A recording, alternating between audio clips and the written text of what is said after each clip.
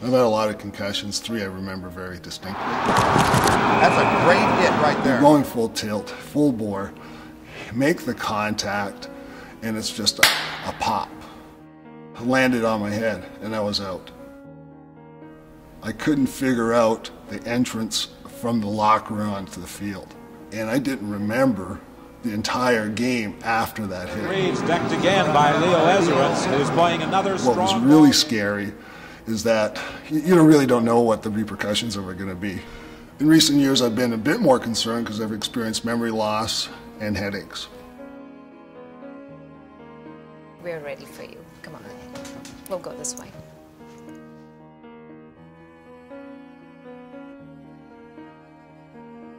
Today I'm going in to have some testing done. We're looking at the effects of multiple concussions on the brain. Whether individuals develop a disease called chronic traumatic encephalopathy, which is a neurodegenerative disease, not unlike Alzheimer's. We're going to bring in over the next 2 years 40 CFL former players, 20 of them with a lot of concussions and 20 of them with no concussions, kickers. And we'll also compare all 40 of those athletes to people who have never played football. We have the potential here, if we can understand what's going on, to dramatically improve recovery from brain injury. So when you see number 3, try not to press anything. So we bring them in, they'll get a neuropsychological assessment, which looks at their thinking functions like memory and attention. Draw them from memory, please. We also look at their hand strength and hand-eye coordination. The athletes are going to get state-of-the-art neuroimaging of their brain. They'll get some genetic testing, and they'll also get a clinical neurological exam.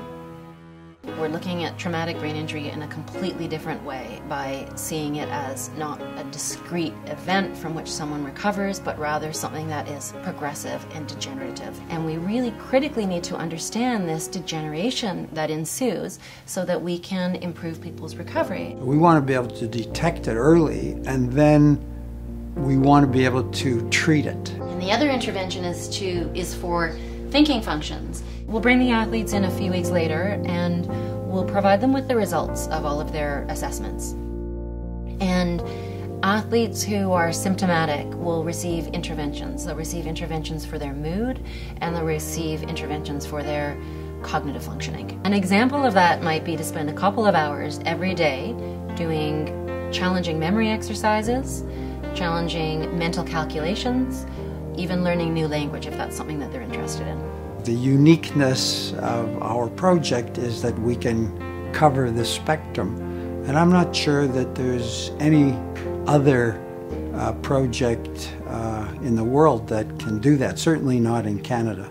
We have all of the expertise to really make discoveries.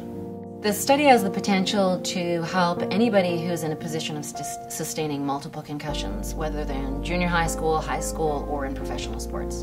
In general, our research will certainly be appropriate and highly relevant for a whole bunch of people, those who are hurting themselves at work, those who are in motor vehicle crashes, those who have falls rather innocently at home or on the street. There's a huge bubble out there of a lot of aging men and women that have the same questions we do. This is a major public health problem in terms of the number of people that are affected and in terms of the cost of looking after those people.